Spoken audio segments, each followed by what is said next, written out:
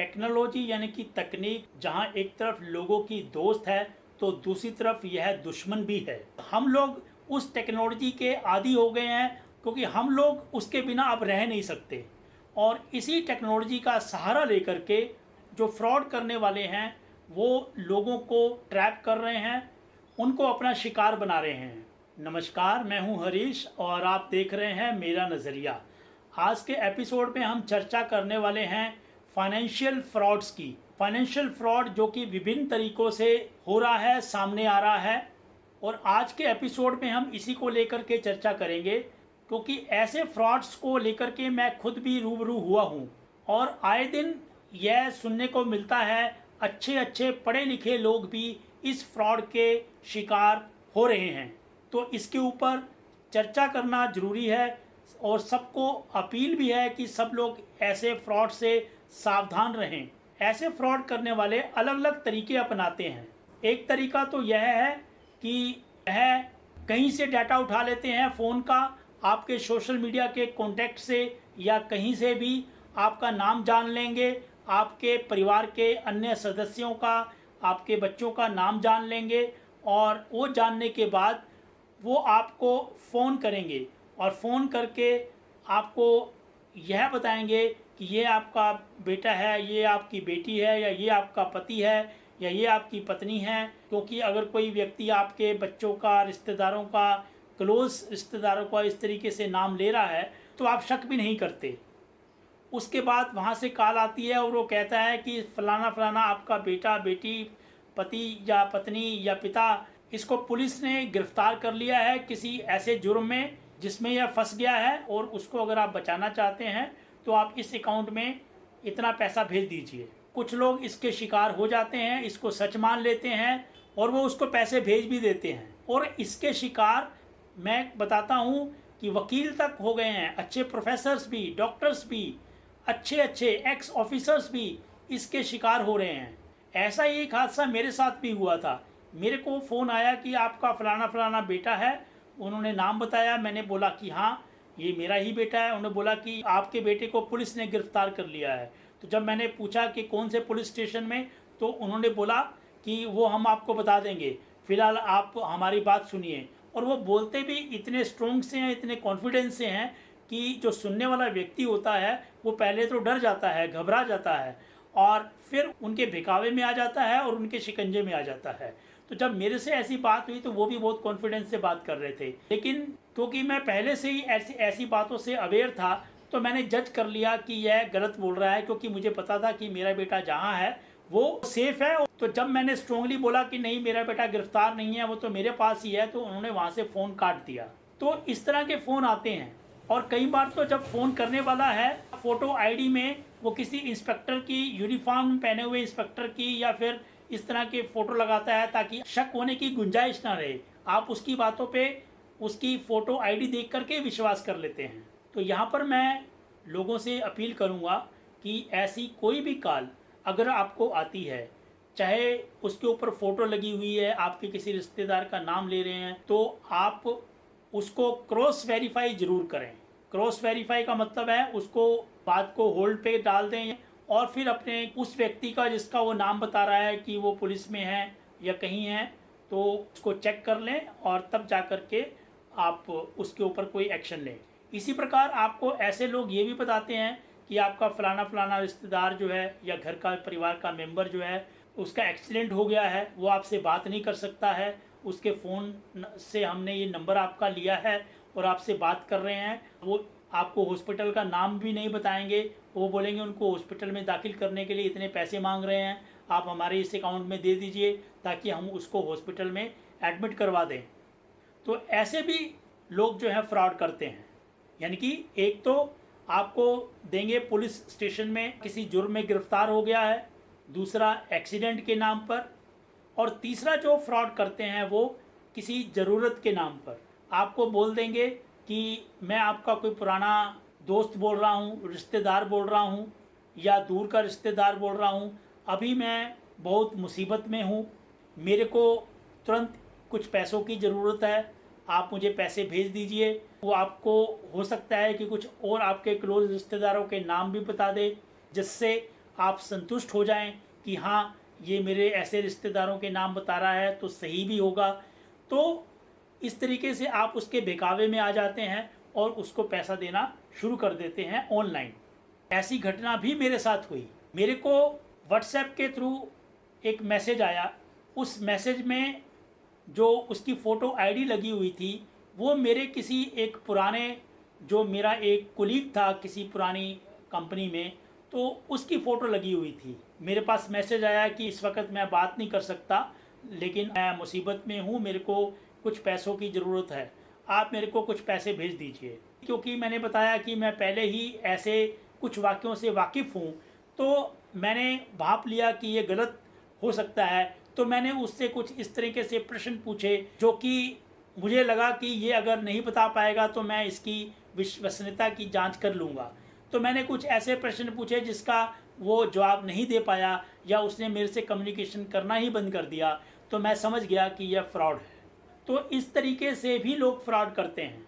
तो तरह तरह के फ्रॉड आते हैं। एक तो आपने डिजिटल फ्रॉड ये भी देखा होगा कि आपके पास कोई लिंक आ जाएगा और आपको बोला जाएगा कि अगर आप ऐसा ऐसा करते हैं तो आप ये लिंक दबा दीजिए, आपको इतना पैसा मिल जाएगा या आपको कोई गिफ्ट मिल जाएगा।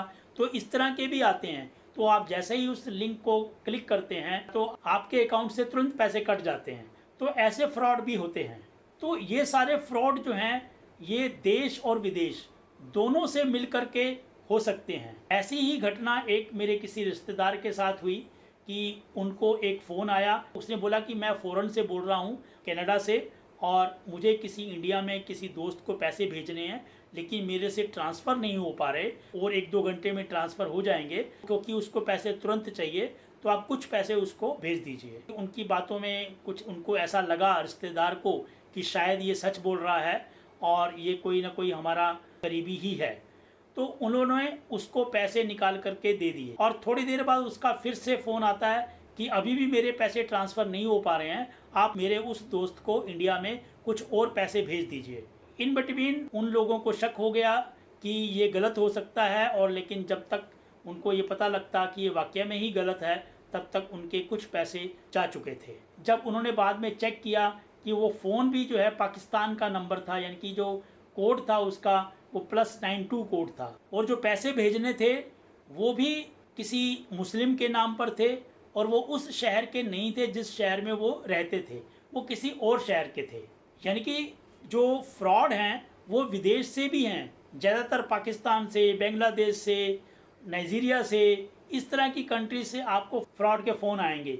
और उनका नेटवर्क इतना स्ट्रोंग होता है कि उनके यहाँ पे देश में बैठे हुए, हमारे भारत में बैठे हुए भी कुछ नेटवर्क के लोग होते हैं जो आपसे संपर्क करेंगे और आपको फंसाने की कोशिश करेंगे। ऐसे ही एक तरह का और फ्रॉड भी होता है नौकरी के नाम पर। मान लीजिए कोई नौकरी के लिए आपने अपना प्रोफाइल डाला हुआ है naukri.com पर, इंडीड पर या और भी किसी जॉब साइट पर, तो ऐसे लोग जो हैं फ्रॉडिये, वो वहाँ से आपका डाटा उठाते हैं और वो देखते हैं कि ये नौकरी के लिए तलाश कर रहा है, तो वो आपको मेल करेंगे या फिर आपको फ़ोन करेंगे कि आपको नौकरी चाहिए, हम आपकी विदेश में इस जगह नौकरी लगवा देंगे, आपका वीज़ा भी हम सेटल कर देंगे, बस आपको वीज़ा के फ़ीस के रूप में या फिर आपको इमिग्रेशन के जो इनिशियल खर्चे हैं उसके रूप में अभी आप पैसा दे दीजिए, बाद में जब आप नौकरी लग जाएंगे तब आपको वीज़ा की फ़ीस भी रिटर्न हो जाएगी और आपके जो ट्रैवल चार्जेस हैं वो भी सारे रिफ़ंड हो जाएंगे। तो उस ट्रैप में भी काफ़ी लोग फंस जाते हैं। तो ऐसे भी हादसे या ऐसी घटनाएं भी सुनने को मिलती हैं, देखने को मिलती हैं। जो फ्रॉड करने वाले हैं वो अलग अलग तरीके अपनाते हैं और वो ये सारा का सारा डाटा आपके सोशल मीडिया अकाउंट से ही उठाते हैं।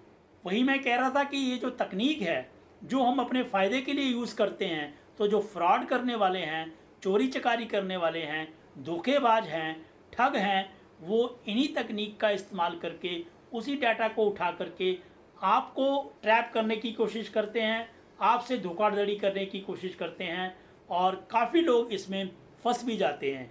हालांकि आरबीआई की तरफ से, गवर्नमेंट ऑफ इंडिया की तरफ से और टेलीकॉम कंपनीज की तरफ से ऐसी सूचनाएं, मैसेजेस आते रहते हैं कि ऐसे फ्रॉड के चक्कर में, धोखे में आप लोग ना आएँ, लेकिन फिर भी ऐसी भोली भाली जनता है जो फंस जाती है। और भोली भाली जनता तो क्या, जैसे मैंने कहा है कि अच्छे अच्छे पढ़े लिखे लोग, आईएएस ऑफिसर्स, आईपीएस ऑफिसर्स, अच्छे प्रोफेसर्स, डॉक्टर्स, इंजीनियर्स, वो भी जो है इसके फ्रॉड में आकर के फंस जाते हैं। सबसे पहली बात तो है कि आप अपने मोबाइल फ़ोन में कोई एक ट्रू कॉलर को डाउनलोड करके रखें, ताकि जैसे ही आपके पास कोई कॉल आती है तो ट्रू कॉलर के माध्यम से आपको पता चल जाता है कि वो कॉल किस नाम से आ रही है और किस कोड यानी किस देश से आ रही है।